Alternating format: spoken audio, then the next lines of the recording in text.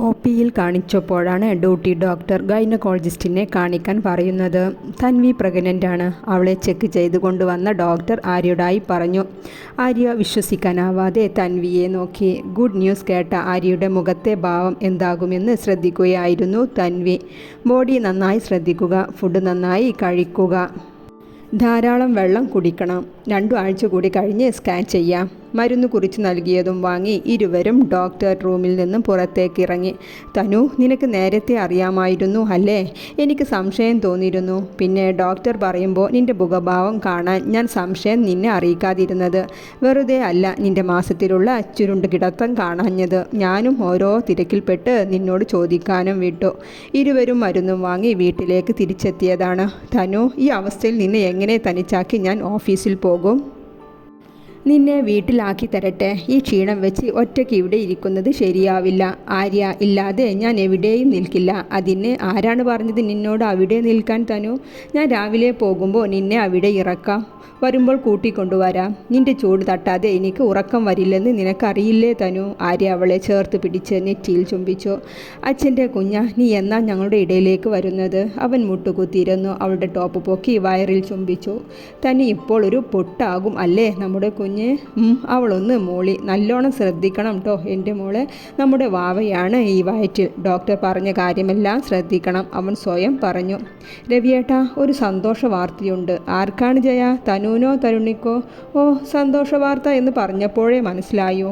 പിന്നെ അല്ലാതെ ഞാൻ ഈ വാർത്ത കേൾക്കാൻ എന്ന് കാക്ഷിക്കുന്നുണ്ടെന്നോ ജയ? തനു ഇന്ന് രാവിലെ വിളിച്ചു പറഞ്ഞതാണ് രവിയേട്ടാ. ഹോസ്പിറ്റലിൽ പോയി കൺഫേം ചെയ്തു. ജയ, നാളെ രാവിലെ നമുക്ക് അവിടേക്ക് പോകാം. അതിൻ്റെ ഒന്നും ആവശ്യമില്ല.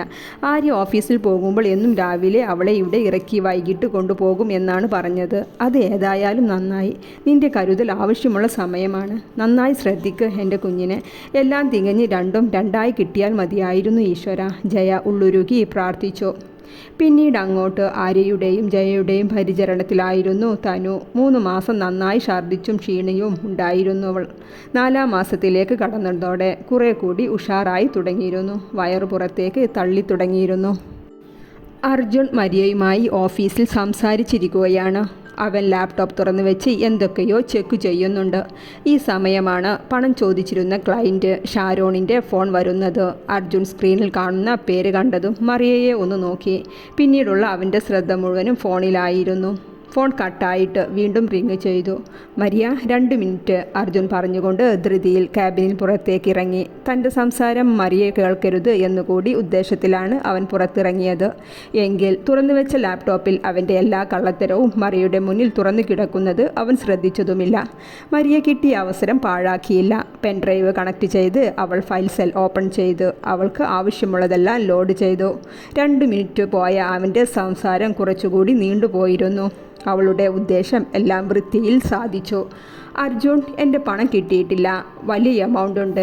എന്നെ ചീറ്റ് ചെയ്യാമെന്ന് ചിന്തിക്കുക കൂടി വേണ്ട അർജുൻ, അവൻ വാർണിംഗ് നൽകി. ഷാരോൺ, എൻ്റെ കയ്യിലുള്ള പണമെല്ലാം ഓരോ കാര്യത്തിലായി മുടങ്ങിക്കിടക്കുകയാണ്. എനിക്കതൊന്നും കേൾക്കണ്ട. പറഞ്ഞ ഡേറ്റിന് പണം കിട്ടിയില്ലെങ്കിൽ നിങ്ങൾ ചിന്തിക്കുന്നതിലും കൂടുതലായിരിക്കും നിങ്ങൾ അനുഭവിക്കുന്നത്. അർജുൻ ഷർട്ടിൻ്റെ മുകൾ ബട്ടൺ അഴിച്ചിട്ടു. അവൻ ആ AC-യിൽ നന്നായി വിയർക്കുന്നുണ്ടായിരുന്നു.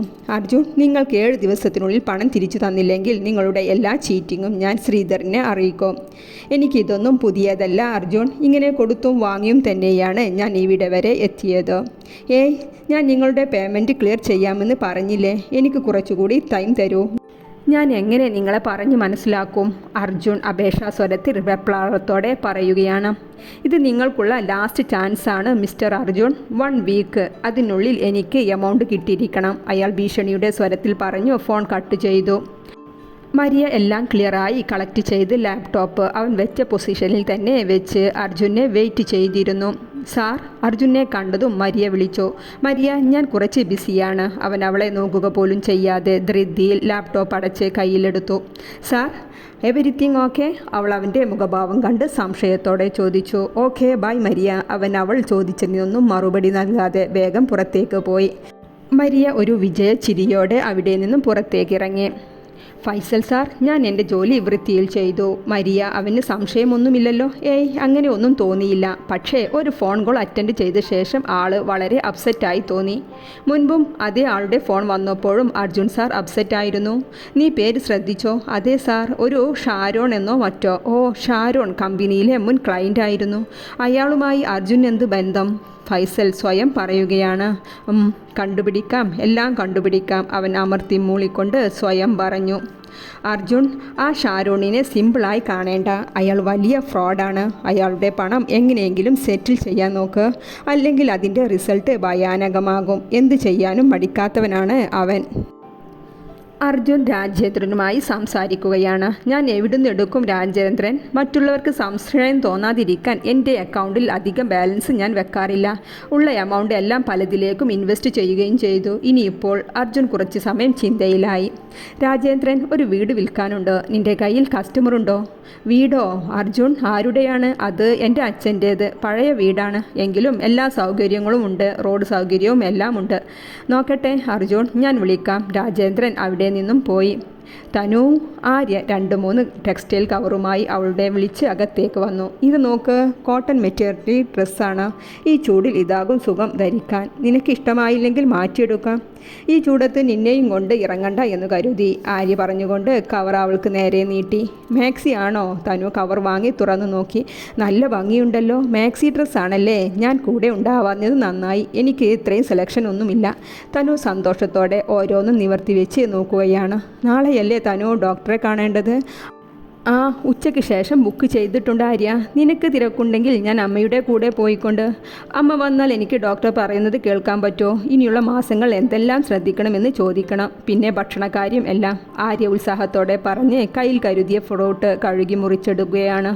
തനു, ഈ ബോട്ടിൽ പകുതിയായിട്ടേ ഉള്ളല്ലോ. നീ ഇന്ന് വെള്ളം കുടിച്ചില്ലേ? ആര്യ മുറിച്ച ഫ്രൂട്ട്സുമായി അവളുടെ അടുത്തേക്ക് വന്നിരുന്നു. കുടിച്ചതാണ് ആര്യ, കഴിഞ്ഞപ്പോൾ നിറച്ചതാണ്. നീ നന്നായി ശ്രദ്ധിക്കുക കേട്ടോ. ഇത് കഴിക്ക്, ഞാൻ ഫ്രഷ് ആയിട്ട് വരാം. ആര്യ അവളുടെ നെറ്റിയിലൊന്ന് ചുംബിച്ച് റൂമിലേക്ക് പോയി. തനു പുഞ്ചിരിയോടെ വയറിൽ തലോടി അവൻ പോകുന്നതും നോക്കി ഫ്രൂട്ട് കഴിക്കുകയാണ്. ഫൈസൽ, മരിയ നൽകിയ പെൻ ഡ്രൈവ് ചെക്ക് ചെയ്യുകയാണ്. അതിലുള്ള ഡീറ്റെയിൽസ് കണ്ടതും ഫൈസൽ ഞെട്ടിപ്പോയിരുന്നു. അത്രയും തിരുമറികളായിരുന്നു അർജുൻ ഓഫീസിൽ ചെയ്തിരുന്നത്. അമ്മ, അച്ഛൻ എവിടെ? അർജുൻ ഓഫീസിൽ നിന്ന് വന്നതാണ്. അച്ഛൻ റൂമിലുണ്ട്. നിനക്ക് ചായ എടുക്കട്ടെ മോനെ? ഞാൻ പുറത്തുനിന്ന് കഴിച്ചു. അമ്മ വരൂ, നിങ്ങളോട് എനിക്ക് സംസാരിക്കാനുണ്ട്. അർജുൻ സാവിത്രിയെയും വിളിച്ച് അച്ഛൻ്റെ റൂമിലേക്ക് നടന്നു. ചന്ദ്രൻ കിടക്കുകയാണ്. അച്ഛാ, അർജുൻ വിളിച്ചുകൊണ്ട് അവിടെയുള്ള കസേരയിലേക്കിരുന്നു. അവൻ എന്താണ് പറയാനുള്ളത് എന്ന് അറിയാനുള്ള ആകാംക്ഷയോടെ സാവിത്രി ചന്ദ്രൻ്റെ അടുത്ത് കട്ടിലിൽ ഇരുന്നു.